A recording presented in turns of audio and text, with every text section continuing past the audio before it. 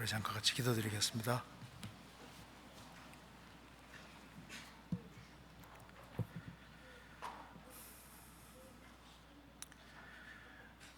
은혜와 사랑이 풍성하신 하나님 아버지, 오늘도 저희들을 한자리에 불러 모아 주시고 하나님의 말씀으로 교훈받게 해주신 것을 감사합니다.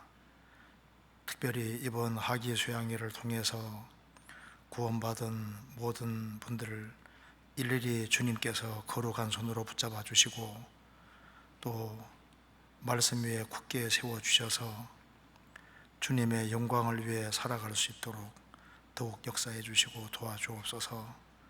오늘 이 말씀을 통해서 구원을 받은 사람이 주 안에서 특경할 것을 알 수 있도록 도와주시옵소서.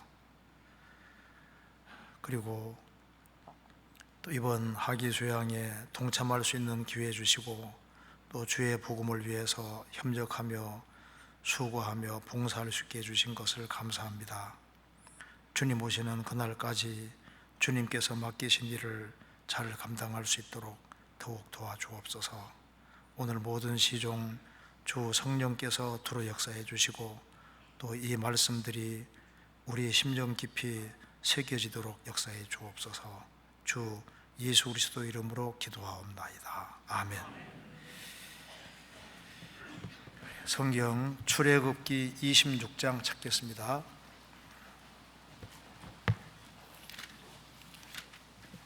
출애굽기 26장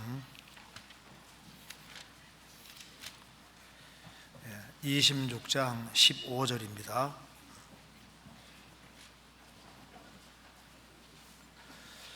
제가 몇 군데를 읽겠습니다. 너는 조각목으로 성막을 위하여 널판을 만들어 세우되 각 판의 장은 10규빗, 광은 1규빗 반으로 하고 각 판에 두 촉을 내어 서로 연하게 하되 너는 성막 널판을 다 그와 같이 하라. 너는 성막을 위하여 널판을 만들되 남편을 위하여 널판 스물을 하고 서무 널판 아래 은받침 40을 만들지니 이 널판 아래에도 그 토촉을 위하여 두 받침을 만들고 저 널판 아래에도 그 토촉을 위하여 두 받침을 만들지며. 그 다음에 넘어가서 26절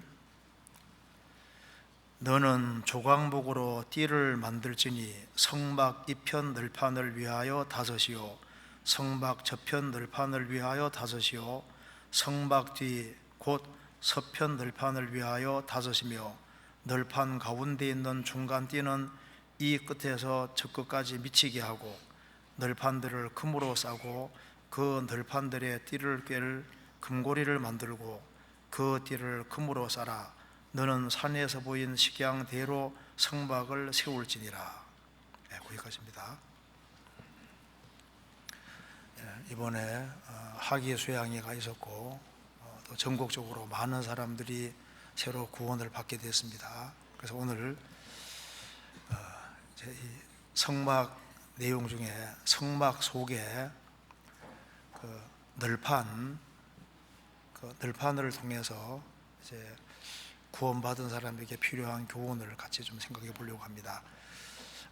이제 성경을 이제 구원을 받은 사람은 좀 읽어보려고 이제 마음을 굳게 하고 이제 성경을 읽기 시작하는데 창세기는 잘 읽지 않습니까? 야, 성경 참 재밌다고 읽는데 출애굽기 읽어 나가다가 이제 25장 넘어가면서부터 이제 힘들어지기 시작하는 거예요.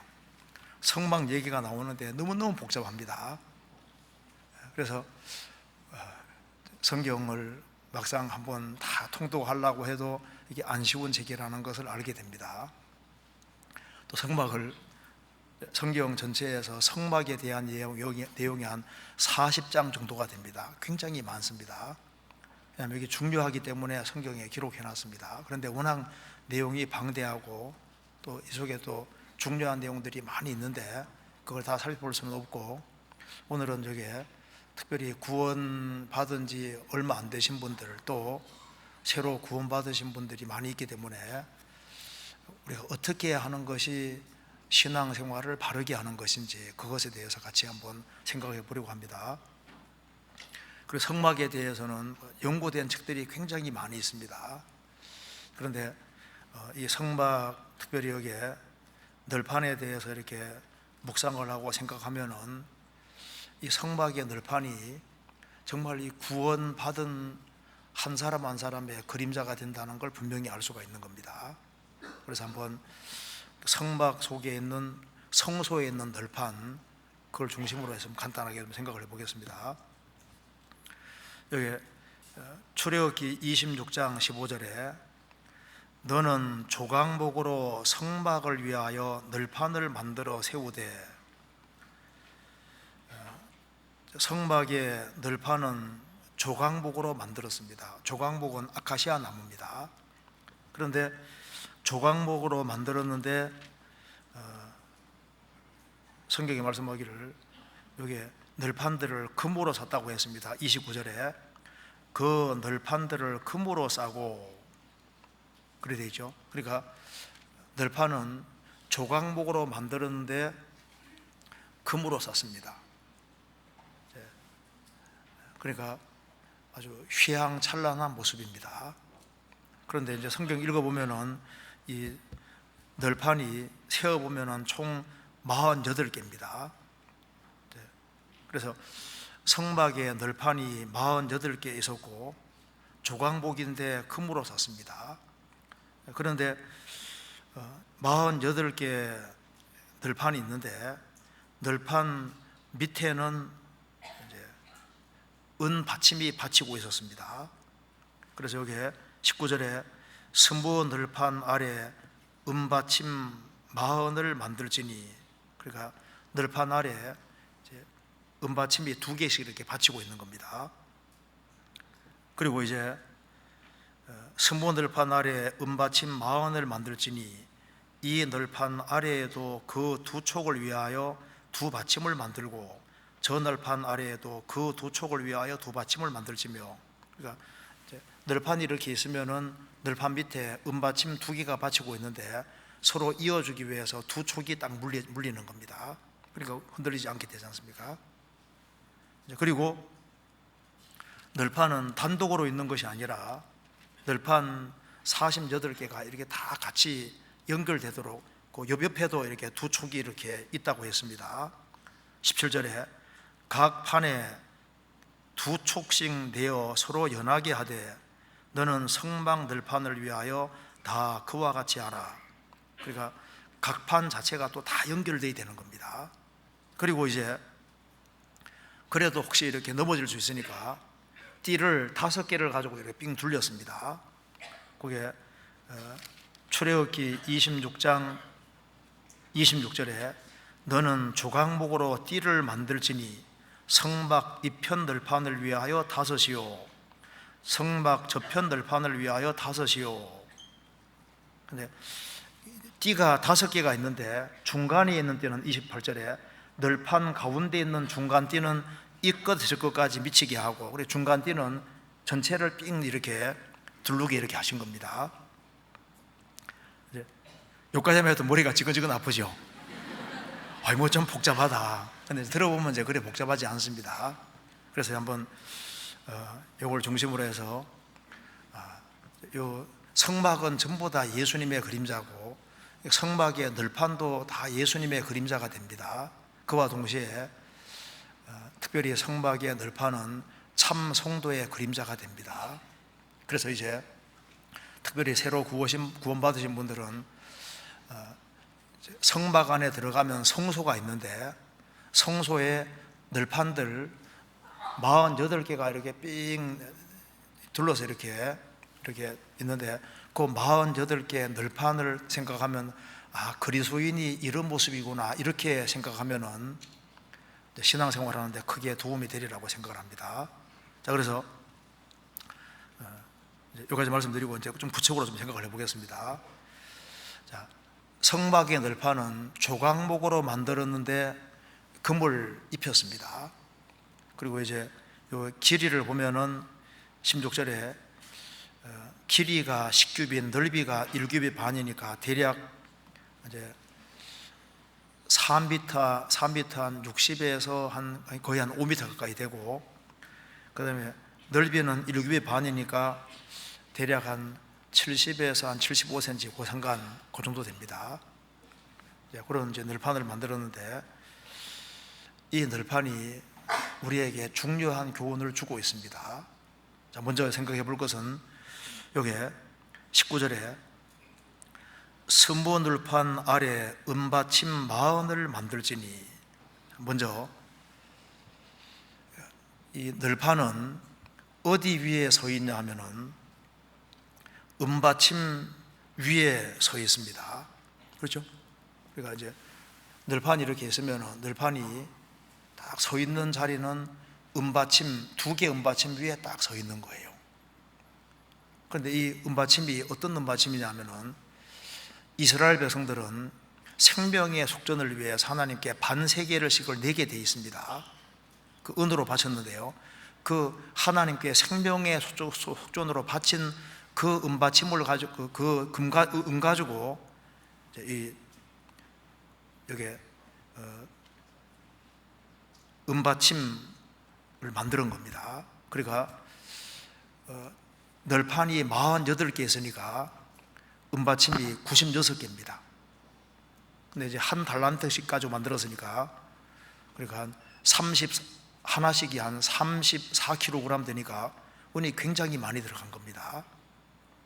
그런데 이 은이 뭘 가르치냐 하면은 성경 전체에서 예수님의 피를 가르치고 구속을 가르치는 겁니다. 그러니까 이 은받침은 구속을 가르치는데, 여기 이제 널판이 어디 위에 서 있냐 하면은 주님의 피공로 위에 서 있는 겁니다. 그러니까 참 성도가 되려면은 보혈 위에 딱 서 있어야 되는 거예요. 자, 성경 한번 찾아봅시다. 출애굽기 30장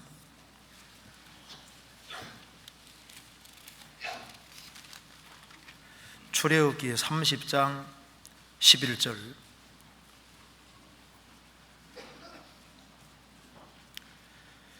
여호와께서 모세에게 일러 가라사대 내가 이스라엘 자손의 수요를 따라 조사할 때 조사받은 각 사람은 그 생명의 속전을 여호와께 드릴지니 이는 계수할 때 그들 중에 온적이 없게 하려 함이라.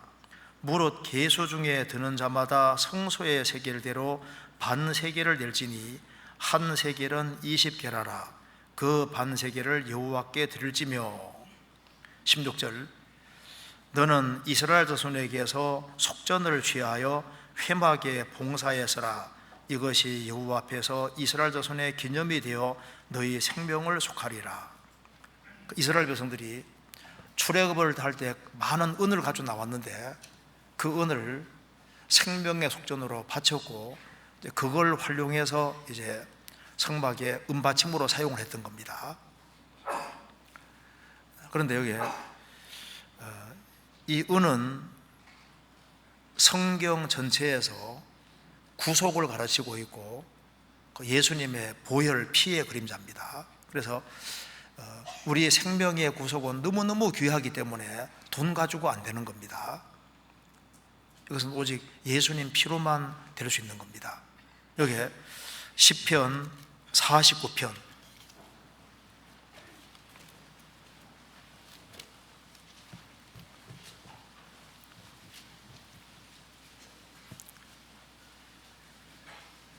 6절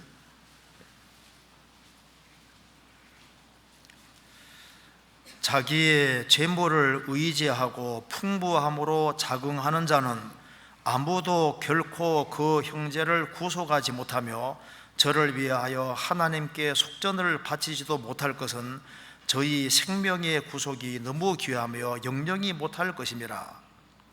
이 세상에 아무리 부자라고 할지라도 그 한 사람의 영혼을 천국에 보낼 수 있느냐? 불가능하다는 겁니다. 사람의 생명은 너무너무 귀하기 때문에 이 세상에 돈 가지고는 안 된다. 그럼 무엇으로 되느냐? 이것은 오직 예수님 피로만 되는 겁니다. 그래서 하나님이 성막의 이 바닥을 은받침으로 만드신 것은 사람이 구원되는 것은 꼭 예수님 피로만 된다는 것을 보여주기 위함입니다. 베드로전서 1장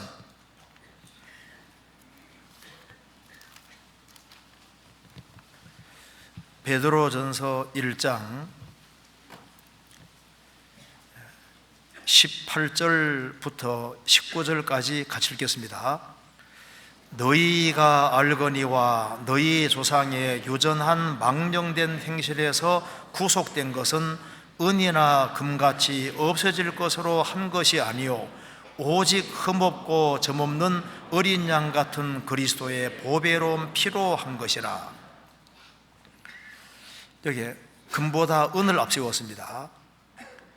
너희가 구원이 된 것은 은이나 금같이 없어질 것으로 한 것이 아니요 오직 흠없고 점없는 어린 양 같은 그리스도의 보배로운 피로 한 것이라.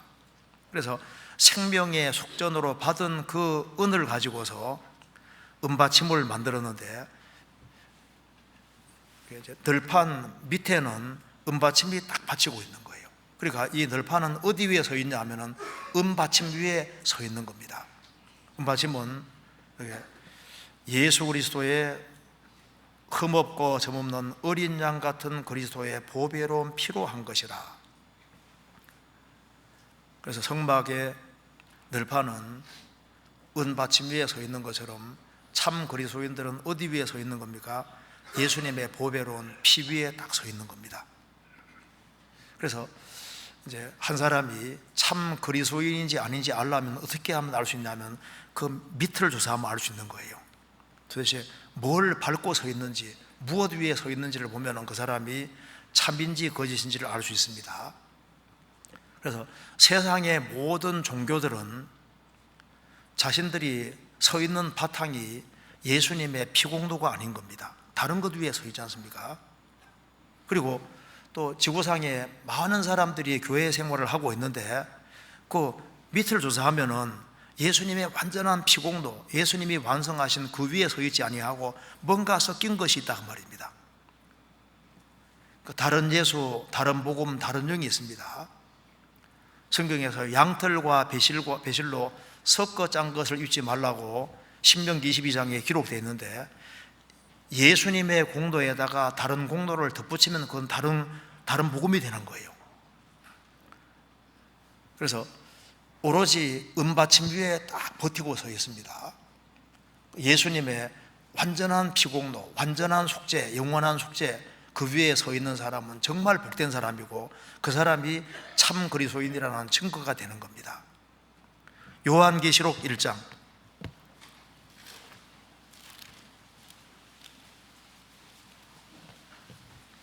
5절입니다. 특별히 피에 대해서 제일 강조하는 대표적인 책이 요한계시록입니다. 요한계시록 1장 5절. 또 충성된 증인으로 죽은 자들 가운데서 먼저 나시고 땅의 임금들의 머리가 되신 예수 그리스도로 말미암아 은혜와 평강이 너희에게 있기를 원하노라. 그 다음 같이 읽겠습니다. 우리를 사랑하사 그의 피로 우리 죄에서 우리를 해방하시고. 우리를 사랑하사 현재형입니다. 하나님은 우리를 과거에도 사랑하셨고 현재에도 사랑하시고 미래에도 영원토록 사랑하십니다. 사랑하시기 때문에 그의 피로 우리 죄의 소리를 해방하시고, 사랑하셨기 때문에 세상에 오셨고, 사랑하셨기 때문에 피를 흘려주셨고, 사랑하셨기 때문에 죄를 처리하시되 영원히 처리해 주신 겁니다. 주님 오시는 그날 우리가 천국에 설 수 있는 유일한 근거는 주님이 피로 값주고 사서 주의 것이 됐기 때문에 주님이 우리를 데려가시는 겁니다. 우리가 들림받는 근거는 우리가 신앙생활을 잘해서 들림받는 것이 아니고 주님이 너무나도 비싼 대가를 지불하신 그 공로 때문에 우리가 주님 앞에 서게 되는 겁니다.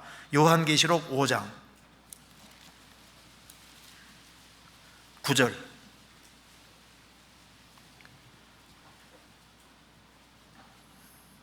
새 노래를 노래하여 가로되 책을 가지시고 그 인봉을 떼기에 합당하시도다. 일찍 죽임을 당하사 각 족속과 방언과 백성과 나라 가운데서 사람들을 피로 사서 하나님께 드리시고. 이것은 이제 그리스도인들이 지금 주님 앞에 와 있는 장면입니다. 요한계시록 1장은 사도 요한이 본 것, 2장, 3장은 교회 시대고 4장, 5장은 교회가 천상에 올라와 있는 겁니다.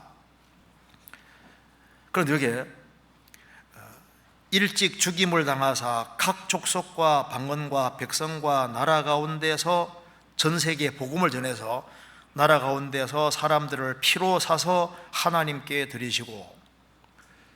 그리스도인이 들림받는 근거는 주님이 피로 값주고 샀고, 값을 주고 샀으니까 주의 것이 됐습니다. 예수 그리스도의 것이 됐기 때문에 주님 오실 때 데려가시는 겁니다. 도적이 오면 뭘 가져갑니까? 걸레 가져갑니까? 뭘 가져갑니까? 가장 중요한 보석 가져가잖아요. 세상에서 누가 보석일까요? 주님 피로 구원받은 사람들, 주님 피로 값주고 샀으니 가장 비싼 것이고, 그러니까 주님이 주님 것이니까 데려가시는 겁니다. 요한계시록 7장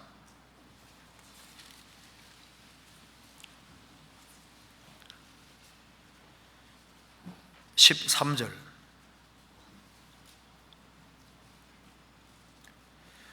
장도 중에 하나가 응답하여 내게 이르되 이 흰옷 입은 자들이 누구며 또 어디서 왔느뇨?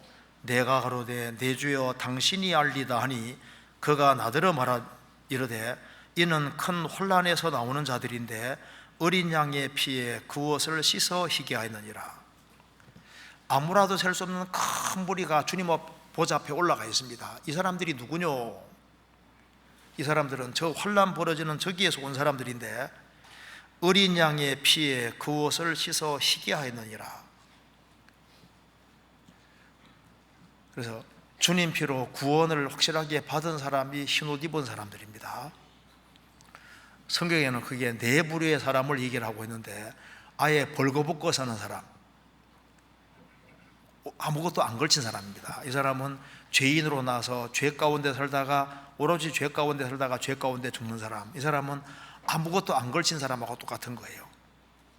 이런 얘기 들어보셨어요? 미국의 어떤 마을에서는 사람이 죽으면은 그 사람을 무덤에 딱 묻어놓고 동네 사람들이 삥 둘러서서 그 사람 살아있을 때 자라한 것을 얘기해주는 덕담하는 풍습이 있는 마을이 있었는데, 그 동네에 아주 유명한 악인이 죽은 겁니다. 그래서 그 사람을 이제 무덤에 묻어놓고 동네 사람들이 삥 둘러서서 덕담하려고 하는데 잘한 것이 하나도 생각이 안 나는 거예요. 한동안 침묵이 흘렀습니다. 그 중에 한 사람이 이제 무겁게 입을 뗐습니다. 우리도 알다시피 이 사람은 우리 동네의 유명한 악인이었습니다. 그렇지만 이 사람도 자기 몸이 아플 때는 우리를 덜 괴롭혔습니다. 그거밖에 할 게 없는 거예요. 그러니까 오롯이 악으로 치닫다가 죽는 사람, 벌거벗고 서는 사람인 거예요. 그런가 하면은 더러운 옷을 입고 서는 사람이 있다고 했습니다. 이사야 64장에 말한 대로 자기 의를 의지해 서는 사람은 더러운 옷을 입고 서는 사람인 거예요. 자기 공로를 의지해서 주님 앞에 서는 사람. 그런가 하면은 양털과 배실로 섞어 짠 걸 입고 서는 사람 있습니다.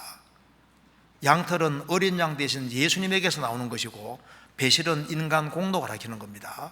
즉 예수님 공로에다가 인간 공로를 덧붙이면 그건 다른 복음이 되고, 그런 걸 입지 말라고 생각이 되잖아요.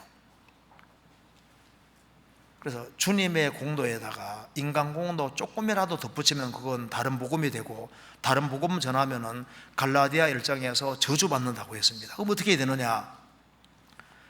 흰옷 입어야 천국 가는데 어린 양의 피에 구옷을 씻어 희게 하느니라. 예수님이 완전한 피공로를 의지한 사람, 그 사람은 정말 복된 사람입니다.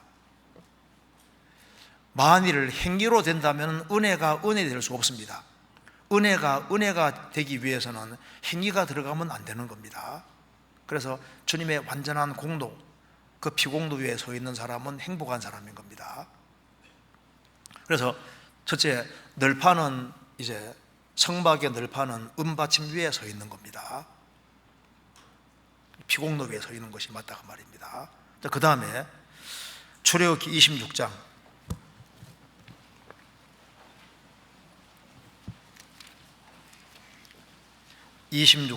19절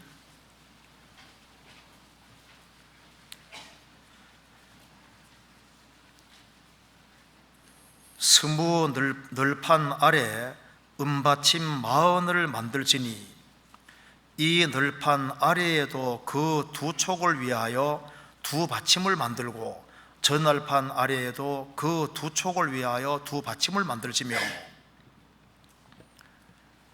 여기 이제 은 받침이 있고 널판이 이렇게 했는데 그냥 세워놓으면 이게 이제 무너질 수도 있잖아요. 그러니까 이 두 가지, 두 개를 아주 딱 아기가 맞게 딱 하기 위해서 두 촉을 둬서 정확히 딱 연결시키게 되어 있는 겁니다. 촉이. 그래서 이 널판과 은받침을 연결시켜주는 촉이 있지 않습니까? 촉.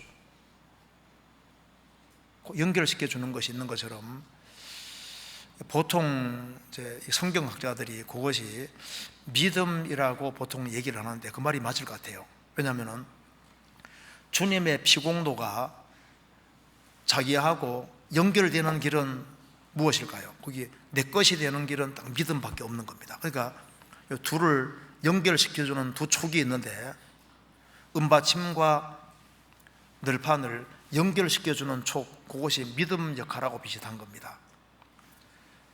6월절 어린 양을 죽이고 난 다음에 우슬초에 찍어서 바르는 것이, 그 우슬초가 이게 믿음의 그림자입니다.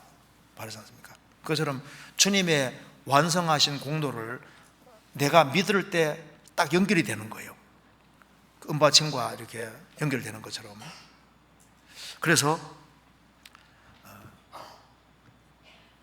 그리스도의 공로가 아무리 있어도 그걸 안 믿으면 나하고 관계없이 되는 겁니다. 그래서 믿은 사람이 이게 복이 있는 거예요. 또 확실하게 회개하고 믿는 사람에게 복음이 딱 믿어지는 겁니다. 성경 마가복음 16장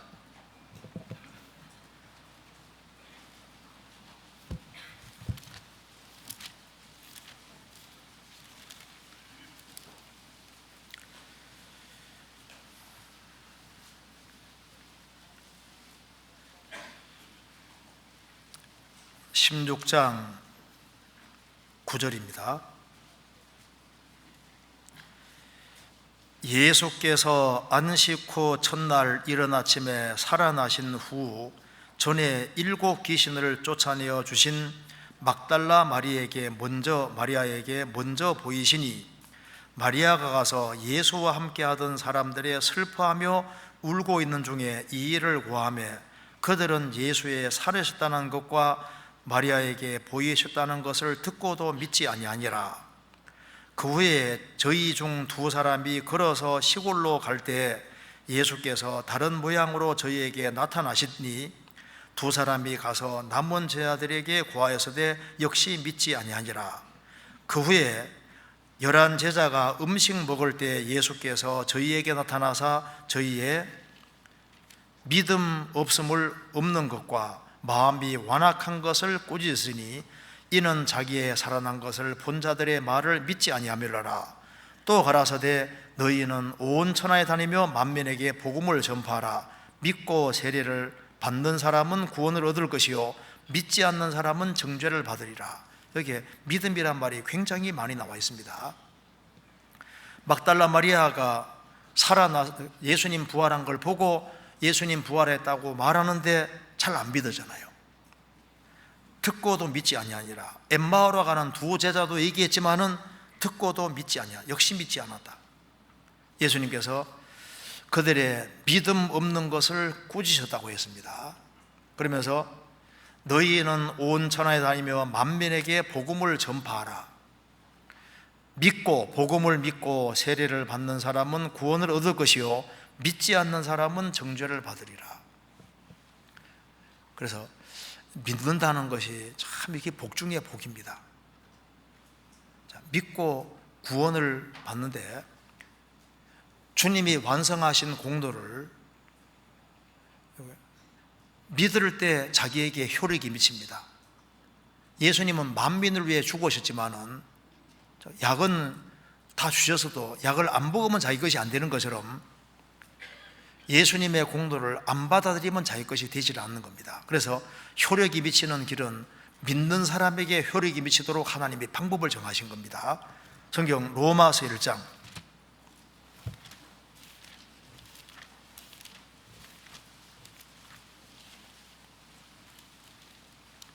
1장 16절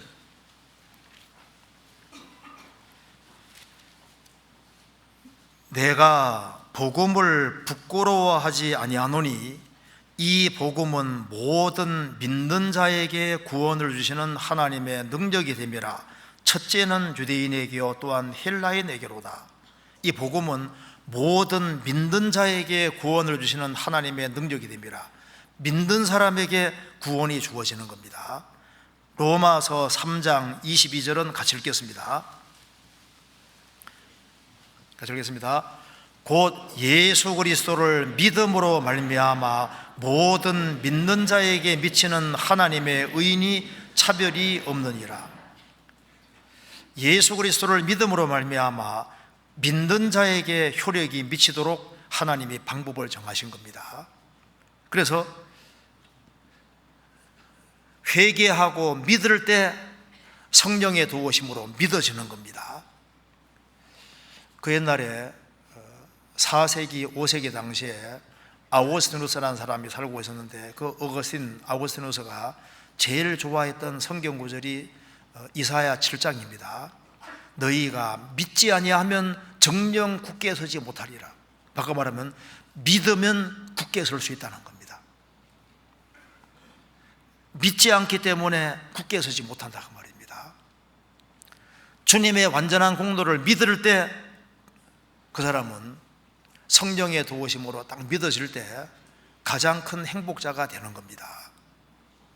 그래서 은받침과 성막 안에 널판을 연결시켜 주는 것이 축인 것처럼 이 주님의 완전한 공로가 믿어졌다는 것은 이건 복 중에 복인 겁니다. 그래서 죄 사함을 얻어라 그리하면 성령을 선물로 받으리니, 그 죄를 사함 받은 사람에게 성령이 선물로 들어오시는데 그 참된 믿음, 그 믿음이 성경 속에서 제일 핵심으로 중요한 겁니다. 그 옛날에 이스라엘 백성들이 블레셋하고 싸울 때 블레셋 사람들이 이스라엘 사람들이 블레셋을 공격할까 봐 철을 만드는 철 가지고 이제 이 기계 만들고 칼 만들 수 있는 사람을 몽땅 다 잡아갔습니다. 왜? 무기를 못 만들게 하려고. 지금도 마찬가지입니다. 마귀는 가장 중요한 것을 감춰놓거든요. 성경 사무엘상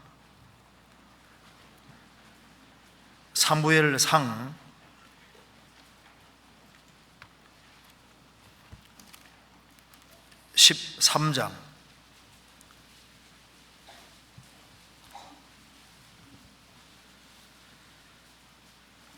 19절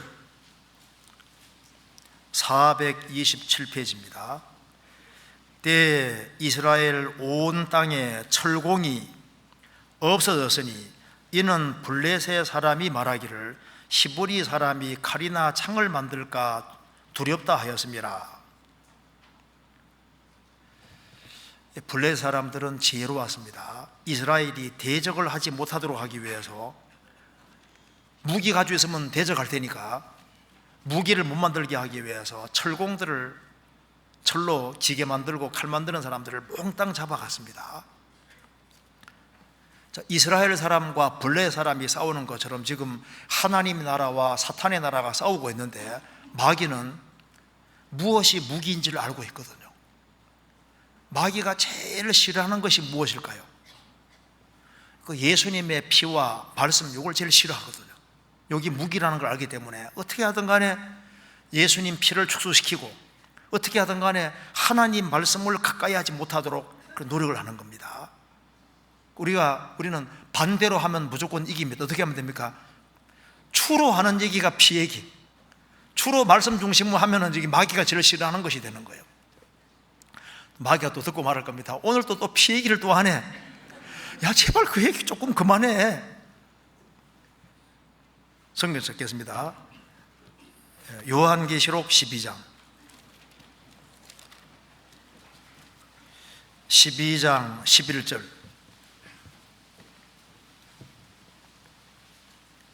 12장 11절 같이 읽겠습니다. 또 여러 형제가 어린 양의 피와 자기의 증거하는 말을 인하여 저를 이기었으니 그들은 죽기까지 자기의 생명을 아끼지 아니하였도다.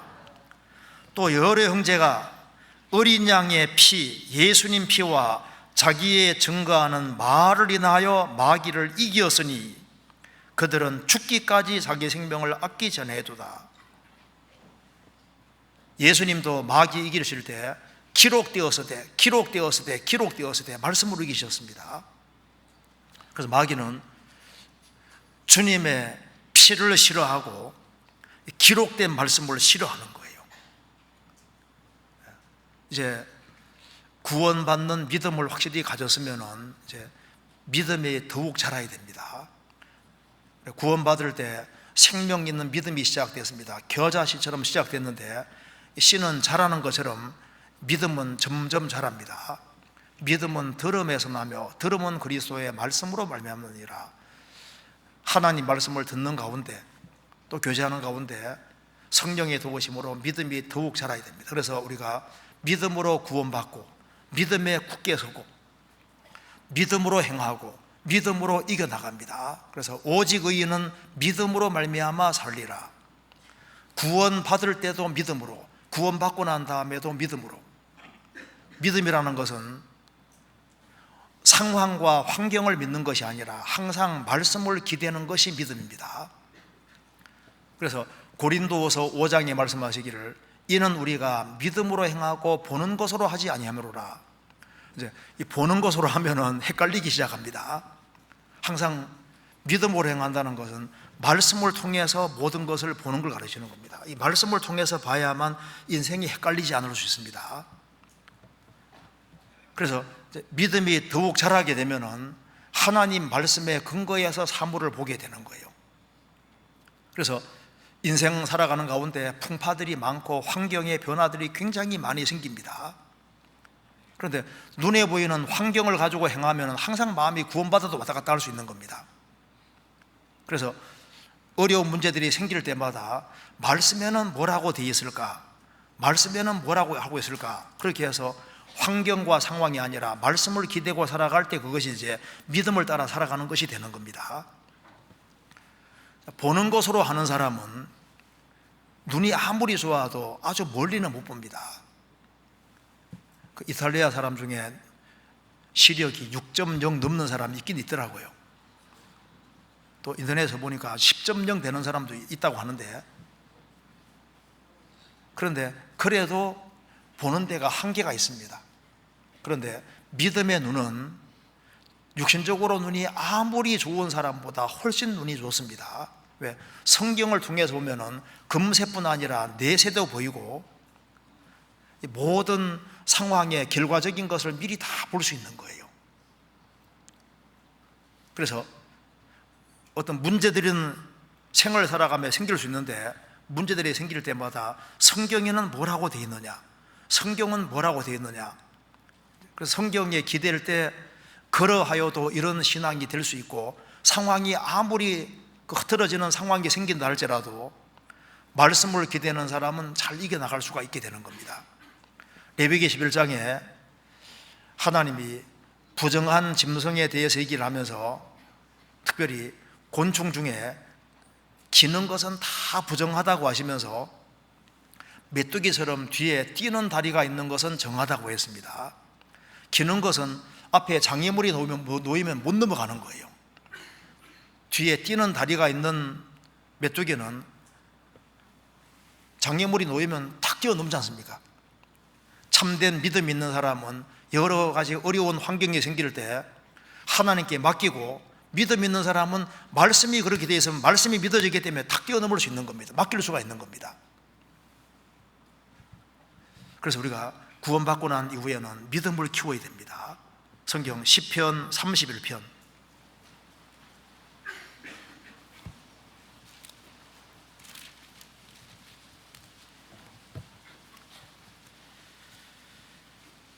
9절입니다.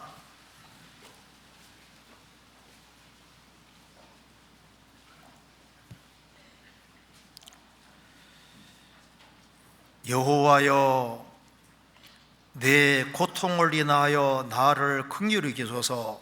내가 근심으로 눈과 혼과 몸이 쇠하였나이다. 내 생명은 슬픔으로 보내며 나의 해는 탄식으로 보내며 내 기력이 나의 죄악으로 약하며 나의 뼈가 쇠하도소이다. 내가 모든 대적으로 말미암아 욕을 당하고 내 이웃에게서는 심히 당하니 친구가 놀라고 길에서 보는 자가 나를 피하였나이다. 내가 잊어버린 바 됨이 사망한 자를 마음에 두지 아니함 같고 파기와 같으니이다. 내가 무리의 비방을 들어오며 사방에 두려움이 있나이다.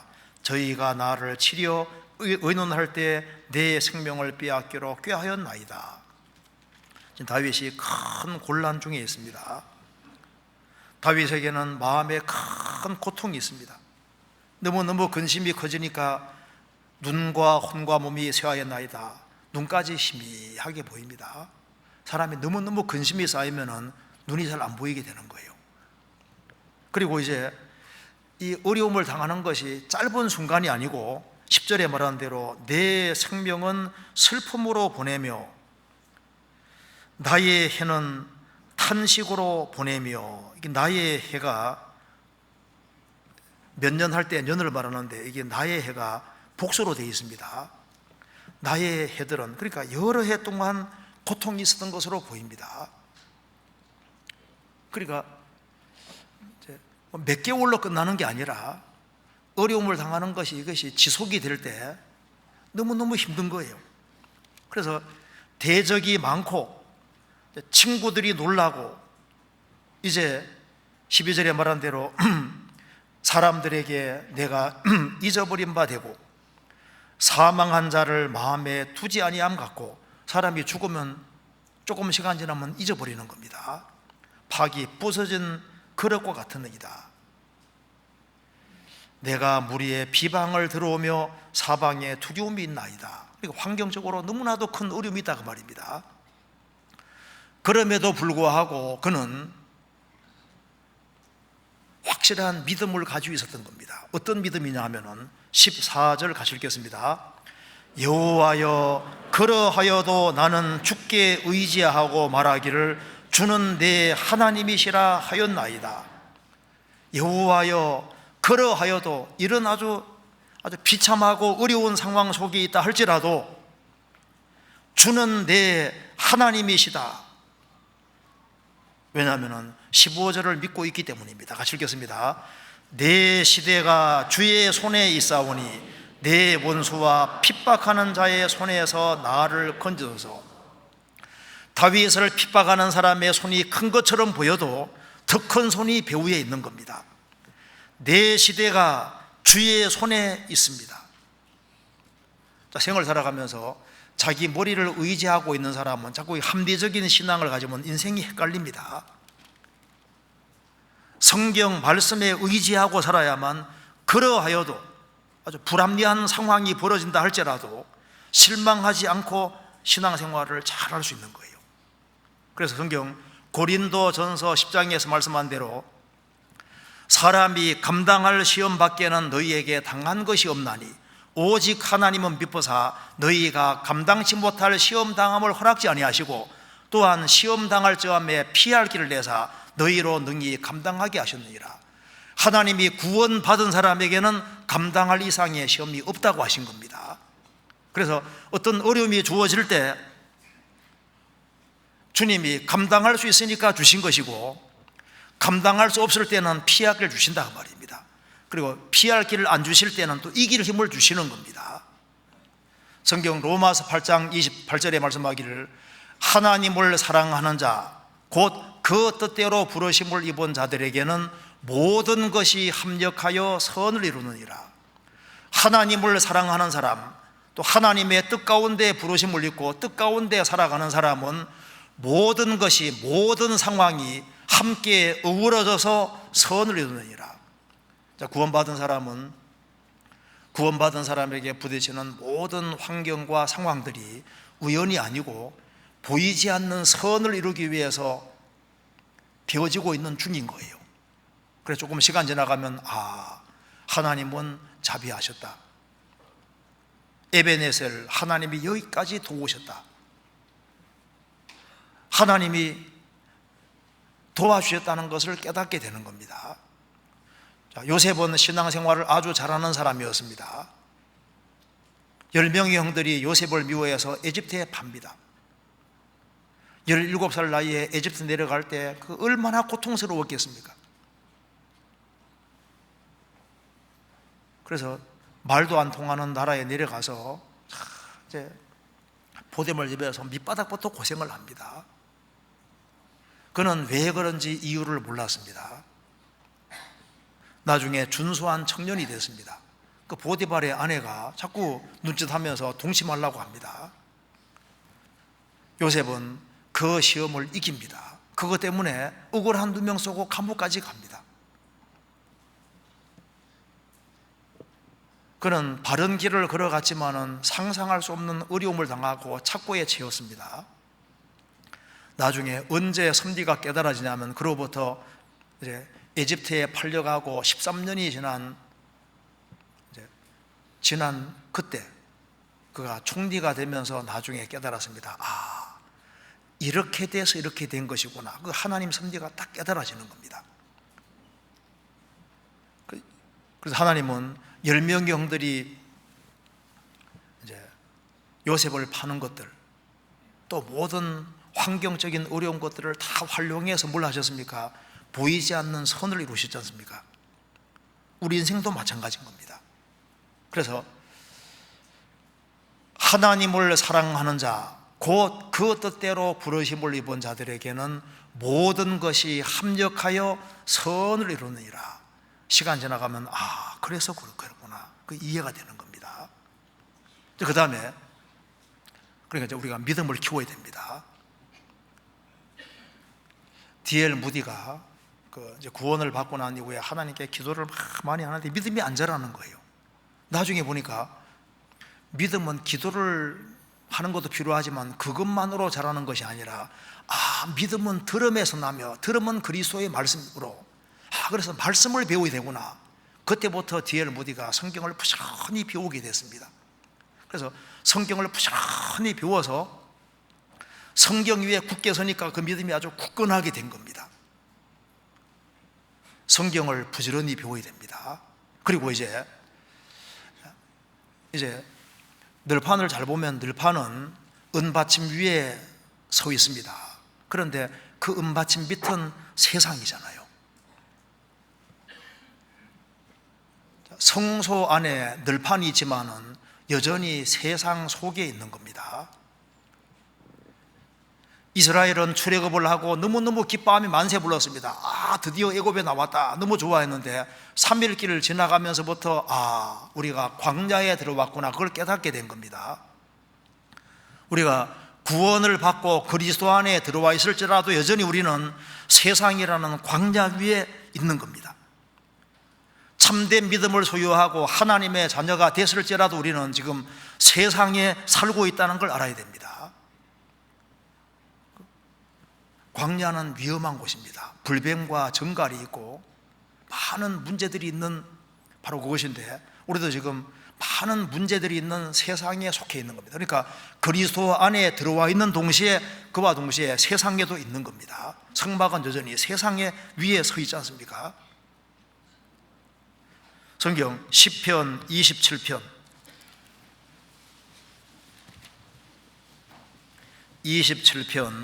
13절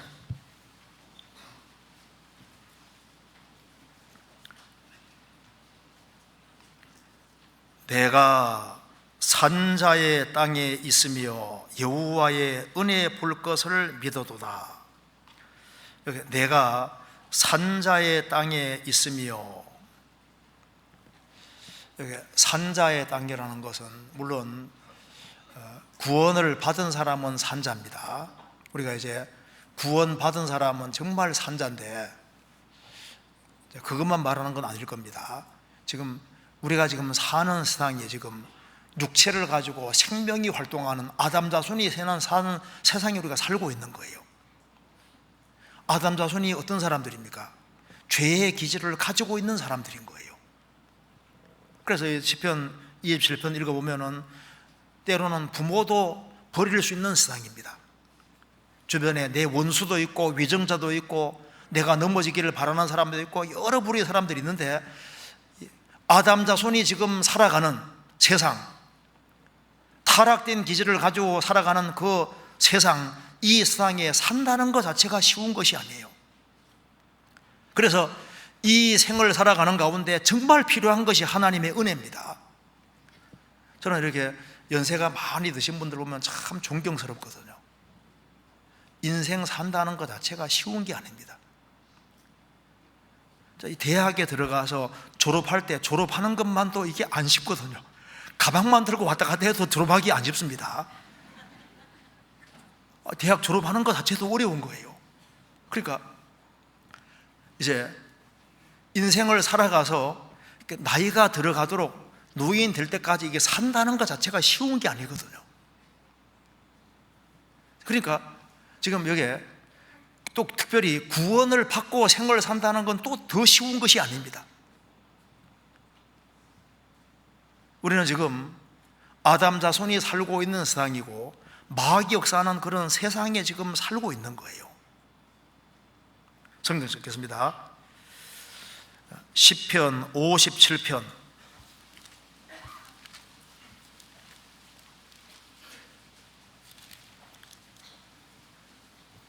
4절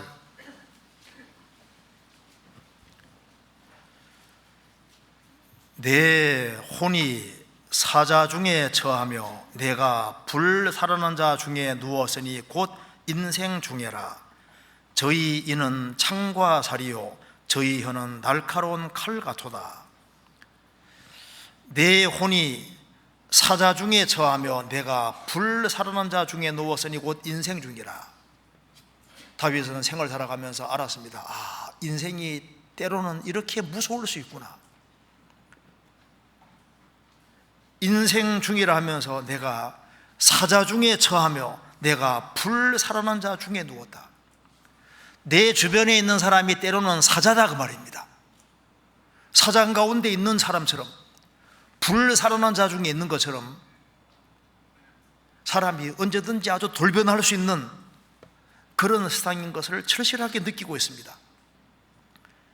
저희 이는 창과 살이요 저희 혀는 날카로운 칼 같도다. 우리는 그리스도 예수 안에 들어와 있는 동시에 세상에 있다는 사실을 잊지 말아야 됩니다. 그래서 위로부터 하나님의 도움이 절실히 필요한 사람들이 크리스찬들인 거예요. 우리 수단 방법으로 이 세상을 통과하기가 어렵습니다. 그래서 우리가 그리스도인으로 생을 살기 위해서 반드시 하나님의 도우심을 받아야 되고, 구원받는 것도 은혜고, 구원받고 난 이후에 주님 앞에 갈 때까지 우리가 하나님 은혜가 절실하게 필요한 겁니다. 아가서 2장 2절에는 나의 사랑은, 내 사랑은 가시나무 가운데 백합화 같구나.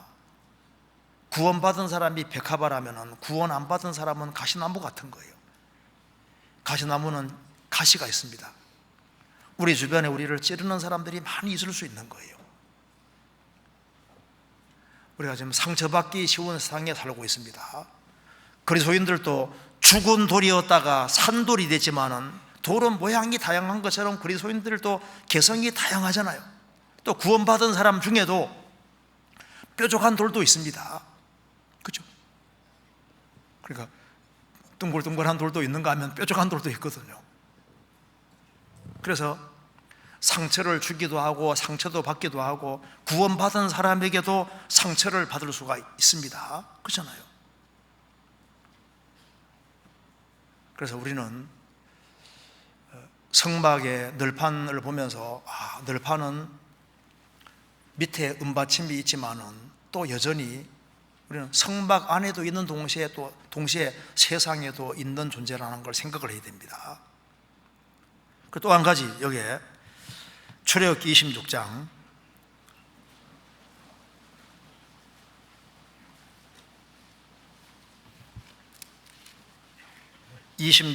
17절,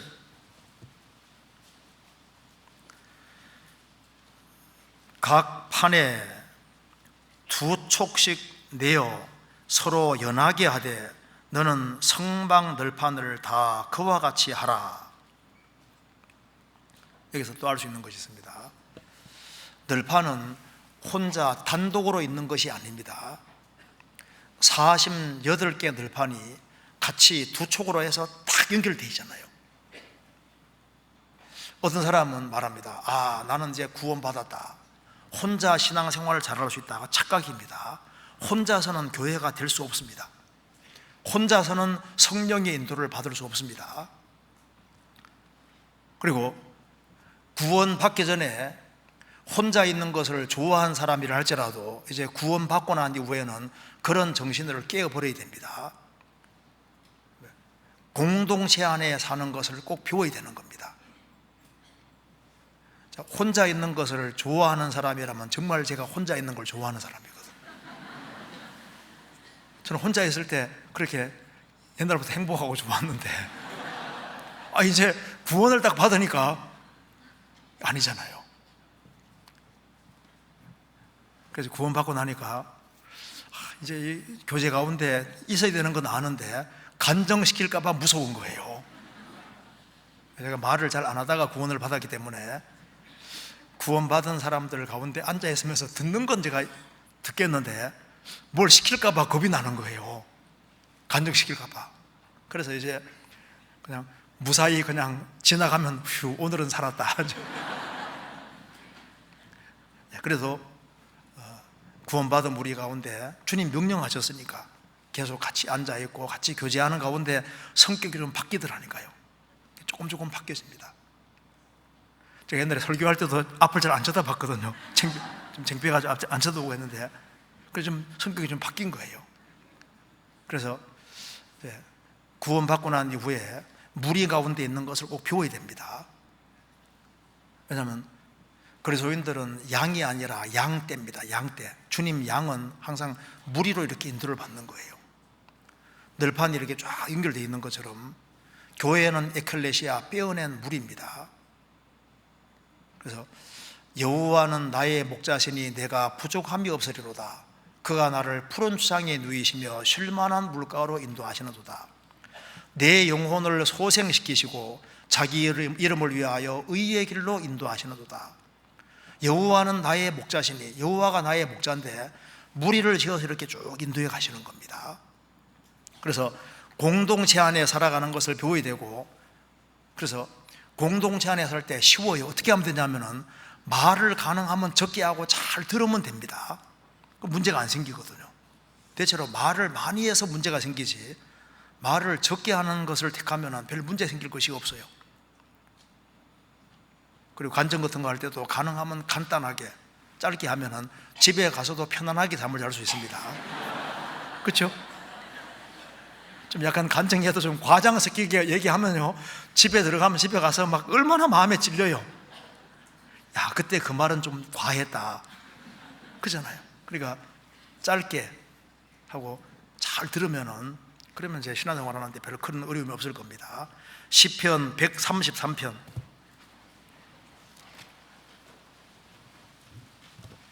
1절부터 3절까지 같이 읽겠습니다. 133편 1절부터 3절까지입니다. 형제가 연합하여 동거함이 어찌 그리 선하고 아름다운고, 머리에 있는 보배로운 기름이 수염 곧 아론의 수염에 흘러서 그 어깨까지 내림 같고, 헐몬의 이슬이 시온의 산들의 내림 같도다. 거기서 여호와께서 복을 명하셨나니 곧 영생이로다. 형제가 연합하여 동거함이 어찌 그리 선하고 아름다운고. 한 사람이 구원받을 때 주님이 정말 그걸 기쁘게 아름답게 보십니다. 그런데 또 구원받은 사람들이 같이 모일 때 주님 이것을 정말 아름답게 보시는 거예요. 이 우주 안에서 가장 아름다운 분은 하나님이십니다. 시편 27편의 여호와의 아름다움. 그래서 미로 충만하신 분이 세상에 들어오신 분이 바로 예수님이고, 예수님 생애 전체는 아름답지 않습니까? 그 아름다우신 예수님이 십자가에 죽으시고 부활하심으로 완성하신 구원은 가장 아름다운 겁니다. 극히 아름다운 겁니다. 그 주님이 완성하신 복음을 깨우친 사람, 그 예수님 때문에 구원받은 사람 자신이 아름다운 사람들이 됐고, 그 아름다운 사람들이 같이 모이는 공동체가 바로 교회라고 하는 겁니다.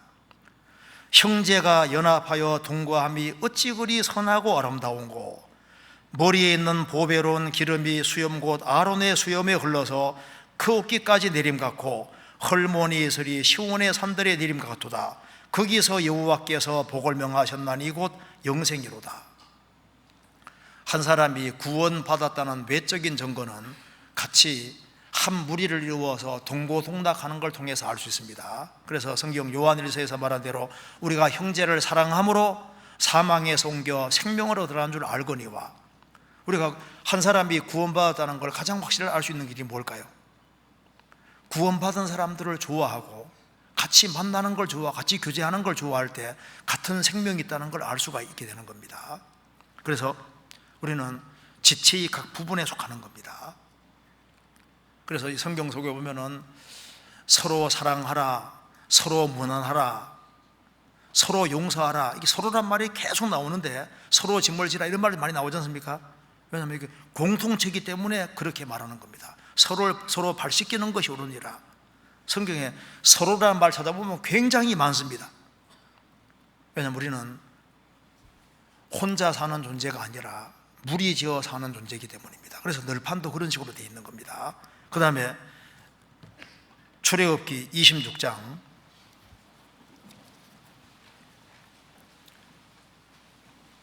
26절, 너는 조각목으로 띠를 만들지니 성막 이편 널판을 위하여 5이요 성막 저편 널판을 위하여 5이요 성막 뒤 곧 서편 널판을 위하여 5이며 널판 가운데 있는 중간 띠는 이 끝에서 저 끝에 미치게 하고, 성막이 이렇게 널판이 이렇게 48개가 쭉 둘러 있으면은 그 띠가 하나, 둘, 셋, 넷, 5개인데 중간 띠는 아주 끊어지는 것이 없이 전체를 딱 다 두르게 되어 있습니다. 그러니 얼마나 단단하고 튼튼하게 되어 있습니까? 그러니까 흔들리지 않도록 딱 띠가 묶고 있잖아요. 그 성경에서는 줄에 대한 말씀이 굉장히 많이 있는데 띠로 두르게 되어 있습니다. 그런데 중간에 전체를 딱 두르고 있잖아요. 그리고 그 띠가 금으로 다 입혀져 있습니다.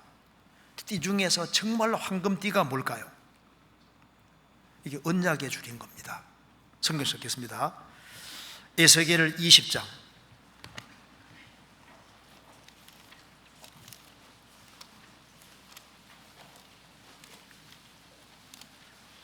에스겔 20장 37절,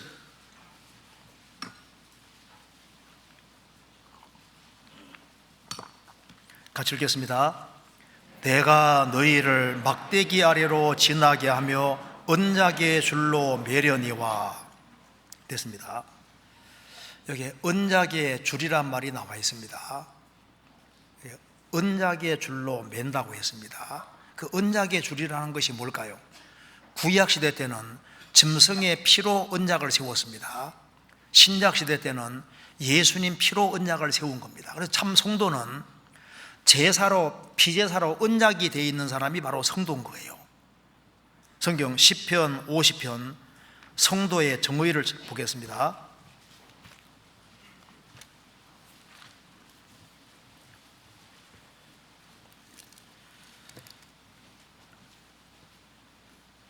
시편 50편 5절입니다. 같이 읽겠습니다. 이르시되 나의 성도를 내 앞에 모으라. 곧 제사로 나와 언약한 자니라 하시도다. 나의 성도를 내 앞에 모으라. 이제 주님 오시면은 그리스도인들은, 성도들은 다 주님 앞에 섭니다. 그런데 어떤 사람이 성도냐 하면은 제사로 언약한 자니라. 신약 시대에는 예수님 피로 언약을 맺은 사람, 새 언약, 예수님 피로 세운 새 언약입니다. 피로서 죄를 영원히 처리하셨습니다. 그래서 언약의 줄, 이 피로 딱 이렇게 예수님 피로 확실히 죄를 사함 받은 사람들, 그 사람들은 언약의 줄로 묶인 겁니다. 그래서 우리를 묶어주는 가장 강력한 줄이 뭡니까? 그 언약의 줄인 거예요. 언약의 줄. 그리고 우리는 사랑의 줄로 묶인 겁니다. 어머니 아버지 아래 자녀가 태어나면은 부모 자식 간에는 사랑의 줄로 딱 엮인 겁니다. 우리가 이제 거듭날 때 하나님의 자녀로 탄생하는데, 그 탄생할 때 바로 사랑의 하나님 아버지와 우리 사이에는 사랑의 줄로 딱 엮인 겁니다. 묶인 겁니다. 호세아서 11장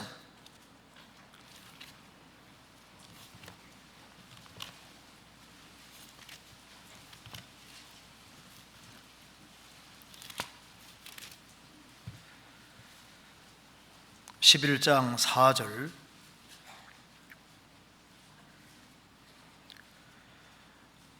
내가 사람의 줄 곧 사랑의 줄로 저희를 이끌었고 저희에게 대하여 그 목에서 멍에를 벗기는 자 같이 되었으며 저희 앞에 먹을 것을 두었었노라. 이 성경에서 이스라엘 백성 전체를 구원받은 한 자녀로 예를 들고 있습니다. 이스라엘 백성 전체는 언약의 백성이기 때문에 이스라엘은 출애굽을 함으로써 이제 하나님과 연결이 됩니다. 그래서 이스라엘 백성들이 불순종할 때 얻어맞기도 했지만은 사랑의 줄로 연결되기 때문에 이스라엘은 반드시 회복되고 지구상에 안 없습니다. 그것처럼 여기 사람의 줄 곧 사랑의 줄로 저희를 이끌었으며, 사랑의 줄이란 말이 남아 있는데, 부모 자식 간에는 참 끊을 수 없는 사랑의 줄로 연결되어 있습니다. 주님 피로 구원을 받은 사람은 이제 주님의 생명을 얻은 사람이기 때문에 이제 이건 끊을 수 없는 사랑의 줄로 엮인 겁니다. 그래서 어떤 것으로도 주님과 그리스도인 사이는 끊을 수가 없는 거예요. 그러니까 구원받은 사람은 언약의 줄과 사랑의 줄로 이렇게 딱 연결이 되어 있는 겁니다. 로마서 8장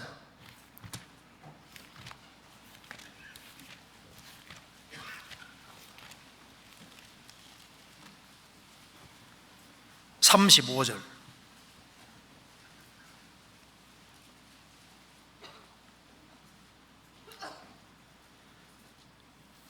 누가 우리를 그리스도의 사랑에서 끊으리요? 환난이나 곤고나 핍박이나 기근이나 적신이나 위험이나 칼이랴. 35절.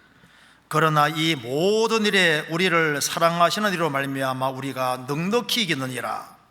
38절 39절 같이 읽겠습니다. 내가 확신하노니 사망이나 생명이나 천사들이나 권세자들이나 현재일이나 장래일이나 능력이나 높음이나 깊음이나 다른 아무 피조물이라도 우리를 우리 주 예수 그리스도 안에 있는 하나님의 사랑에서 끊을 수 없으리라. 여기 끊을 수 없다고 하면서 열 가지를 얘기했습니다. 열은 전체입니다. 그러니까 이 우주 안에 있는 그 어떤 곳으로도 하나님과 그리스도인은 끊을 수 없다고 하시면서 열 가지를 얘기했습니다. 사망이나 생명이나 천사들이나 권세자들이나 현재일이나 장래일이나 능력이나 높음이나 깊음이나 다른 아무 피조물이라도 우리 주 예수 그리스도 안에 있는 하나님의 사랑에서 끊을 수 없으리라. 우리는 내적으로 주님의 사랑의 줄로 엮인 겁니다. 그래서 그리스도인들은 이미 하나 되는 힘이 와 있는 거예요. 왜? 속죄의 줄에 묶여 있고 주님 사랑의 줄에 묶여서 동일한 생명을 받은 동일한 하나님 자녀이기 때문에 운명 공동체가 스스로 딱 되게 해주신 겁니다. 저절로. 그렇기 때문에 우리가 공동체를 잘 지켜야 되는 겁니다. 성경 골로새서 3장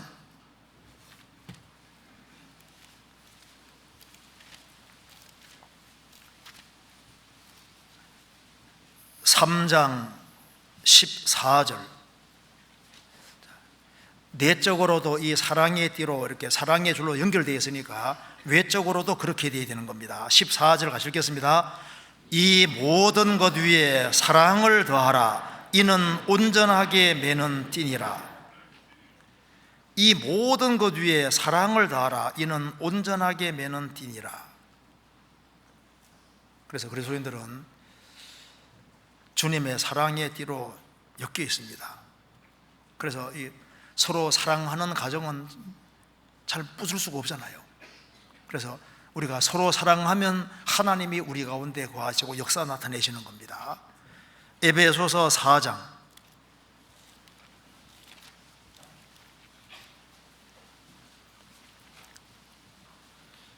3절,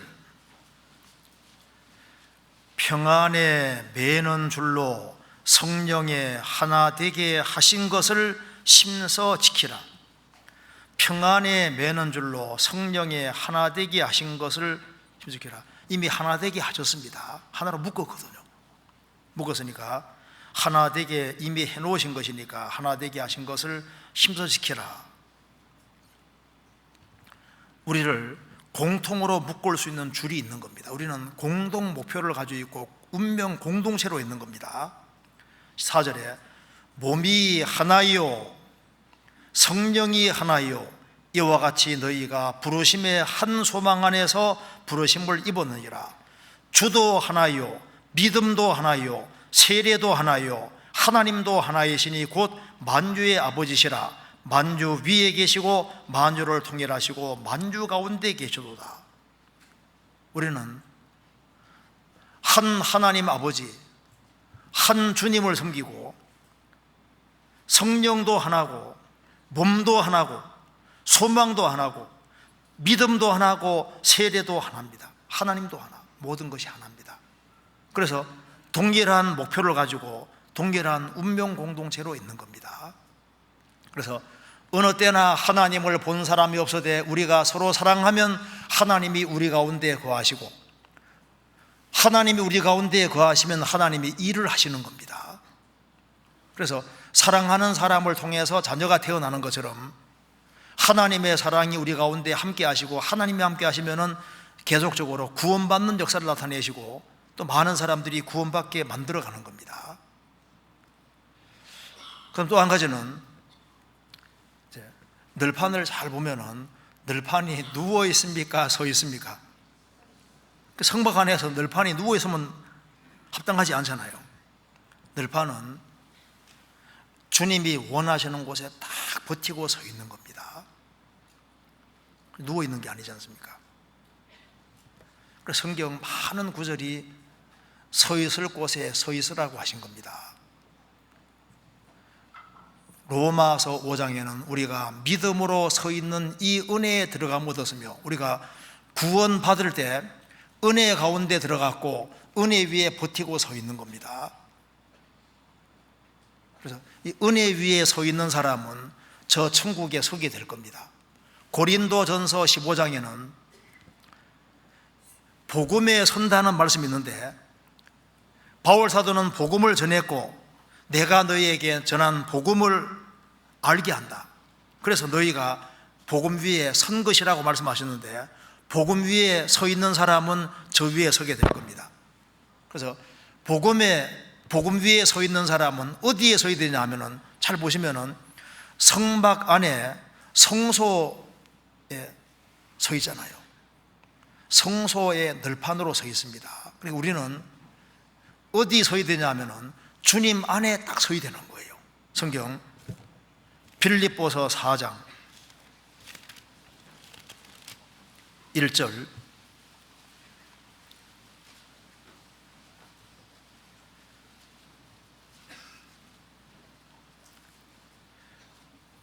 그러므로 나의 사랑하고 사모하는 형제들, 나의 기쁨이요 나의 면류가 아닌 사랑하는 자들아, 이와 같이 주 안에 서라. 성막 안에, 성소에 딱 버티고 서 있는 것처럼 이제 구원을 받은 것이 확실하면은 이와 같이 주 안에 서라. 이제 교회 구원받은 무리 가운데 들어왔으면은 이 공동체 안에 다 굳게 자기 위치를 잘 지켜야 됩니다. 또한 늘파는 이제 또한 광야에도 서 있는 겁니다. 이제 구원받고 난 이후에 내가 가정주부면은 가정주부로서 가정주부 위치에 딱 서야 됩니다. 직장인이면은 직장인 위치에 굳게 서야 됩니다. 학생이면은 학생 위치에. 우리는 세상의 빛이기 때문에 세상에 살도록 되어 있습니다. 그래서 세상에서 현재 부르심 받은 위치에 충실히 서서 그 위치에서 최선을 다하는 겁니다. 내가 자기 사업에 근실한 사람을 보았느냐? 이러한 사람은 왕 앞에 설 것이요 결코 천한 자 앞에 서지 아니하리라. 내가 자기 주어진 일에 최선 다하는 사람 봤느냐? 그 사람이 어떻게 되는가 보라. 그 사람은 존귀하게 될 것이라고 말씀하신 겁니다. 미국의 어떤 기숙사에서 대학생들이 같이 모였습니다. 야, 우리 오늘 놀러 갈까 공부할까? 동전으로 결정하자. 좋다. 동전 던져서 앞뒤가 나오면 놀러 가고 세워지면 공부하자. 좋다. 다 그렇게 하자. 만장일치입니다. 거기 서 계세요. 자기 본분을 잃으면 안 됩니다. 자기 위치에 딱 서야 되는 거예요. 그리고 특별히 평상시에 서는 건 쉬울지라도 인생이 고달플 때도 서는 것이 중요합니다. 어떤 어려움과 역경이 있다 할지라도 눈물이 흐른다 할지라도 주님이 주신 위치라면 거기에 딱 버티고 서야 됩니다. 성막 늘판은 항상 그 자리에 딱 서 있잖아요. 주님이 서라는 곳에 끝까지 서 있는 것이 그것이 가장 지혜로운 겁니다. 성경 시편 134편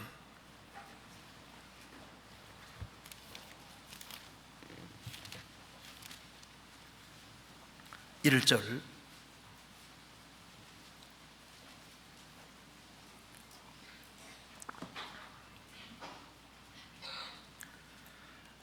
밤에 여호와의 집에 섰는 여호와의 모든 종들아, 여호와를 송축하라. 성소를 향하여 너희 손을 들고 여호와를 송축하라. 천지를 지으신 여호와께서 시온에서 내게 복을 주실지어다.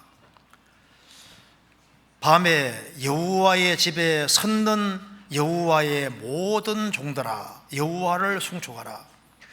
여호와의 집에 성막의 늘판처럼 다 서 있는 사람, 그 사람은 복이 있는 사람입니다. 그런데 언제도 서냐 하면은 밤에 여호와의 집에 섰는 여호와의 모든 종들아. 낮에뿐 아니라 밤에도 서 있는 사람, 인생의 쓰라린 밤에도, 눈물이 흐르는 밤에도, 고통 속에서도 서 있는 사람들, 그 사람들은 천지를 지으신 여호와께서 시온에서 내게 복을 주실지어다. 하나님은 그런 사람을 보시고 시온에서 주시는 복은 신령한 축복인 겁니다. 그래서 서 있을 곳에 항상 서 있는 그 사람은 복이 있는 사람입니다.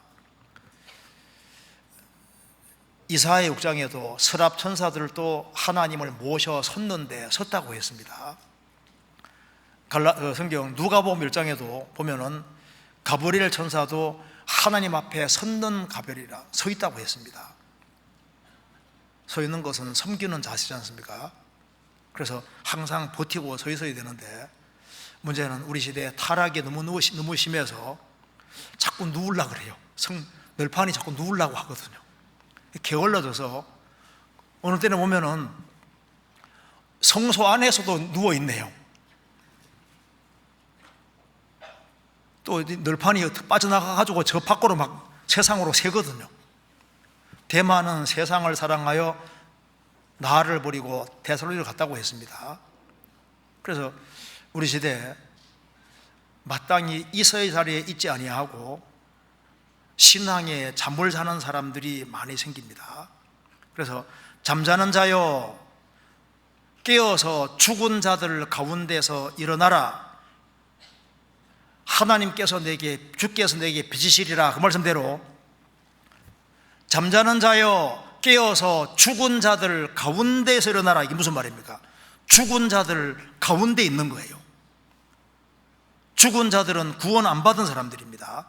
구원 안 받은 사람들 속에 어울리면서 거기에서 구원받지 아니한 사람과 똑같이 행동하는 것을 여기에 잠자는 자라고 표현을 한 겁니다.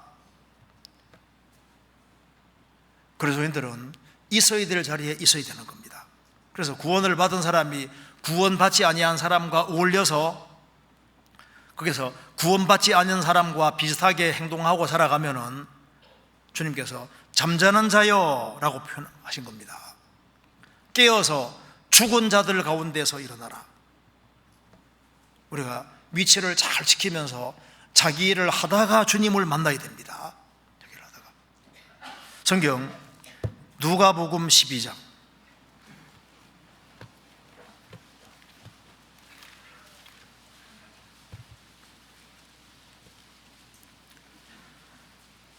35절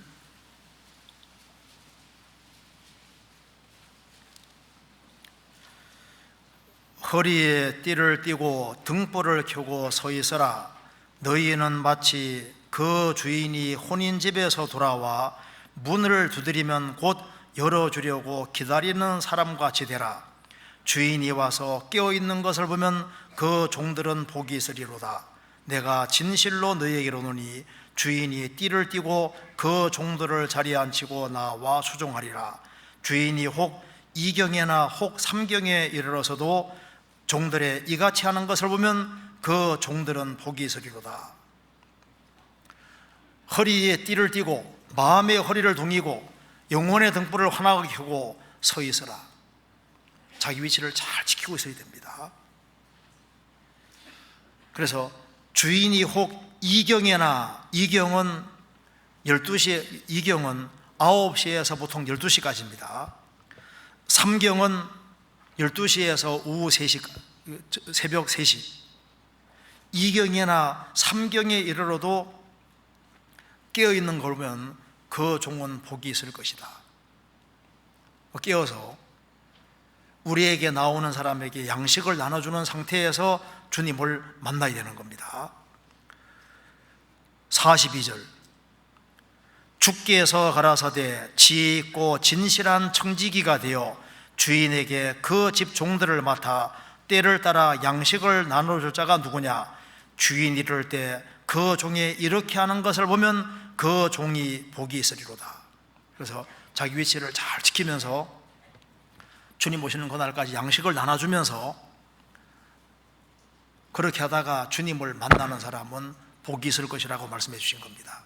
그리고 이 성소 안에 들어가면은 늘판이 조각목이지만은 황금으로 펴져 있으니까 성소 안은 아주 휘황찬란한 거예요. 그게 등대가 중앙에 있으니까 등대가 비치니까 전부 다 금으로 되어 있으니까 얼마나 휘황찬란하겠습니까? 그래서 가장 영광스러운 곳이 어디냐 하면은 성소 안은 영광스러운 곳입니다. 우리가 지금 구원받은 무리 가운데 들어와 있다고 하는 것은 얼마나 이거 영광스러운 것인지를 몰라요. 구원을 받은 것만도 영광스러운데 구원받은 무리 가운데 들어와 있다는 것은 정말 영광스러운 겁니다. 그래서 우리가 한 무리가 되어서 주님의 빛을 같이 받는 가운데서 주님의 공급으로 우리가 이제 세상에서 빛의 역할을 하고 소금 역할을 하고 그렇게 하다가 이제 주님을 만나는 겁니다. 너희는 세상의 빛이라. 빛이 되라가 아니라 빛이기 때문에 빛을 비추라고 주님께서 말씀하신 겁니다. 그래서 오늘 우리가 배운 대로 그리스도인이 어떤 사람인지 우리는 주님 때문에 영광을 입은 사람들입니다. 우리가 비록 초라하지만은 주님 때문에 우리 자신도 영광스럽게 된 거예요. 우리도 조강목 같은 사람이지만은 주님 공도 때문에 영광스럽게 된 사람이고, 그래서 우리가 성소 안에 있는 늘판, 그걸 보면은 이 그리스도인의 모습이 꼭 이와 같구나. 그래서 은받침 위에 서 있는 것처럼 우리는 주님 보혈 위에 서 있는 사람입니다. 그리고 자기 위치를 잘 지키는 가운데 우리가 주님 보시는 그날까지 한 무리가 되어서 이제 신앙생활을 쭉 하다 가면은 같이 영광스럽게 될 겁니다. 같이 기도하시겠습니다. 저희를 사랑하시고 구원해 주신 주님 감사합니다. 이 크신 은혜와 사랑을 저희들이 무엇으로 보답할 수 있겠습니까?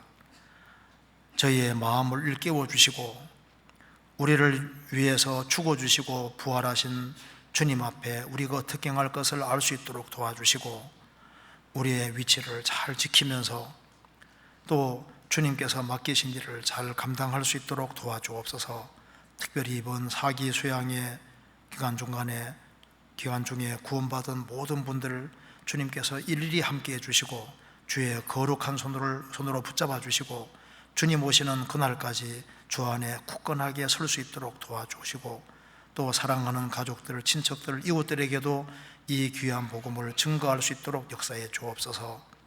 또 복음을 위해서 함께 수고한 그 모든 손길에도 주의 크신 은혜와 사랑으로 함께 주옵소서. 우리를 구원해 주신 우리 구주 예수 그리스도 이름으로 기도하옵나이다. 아멘.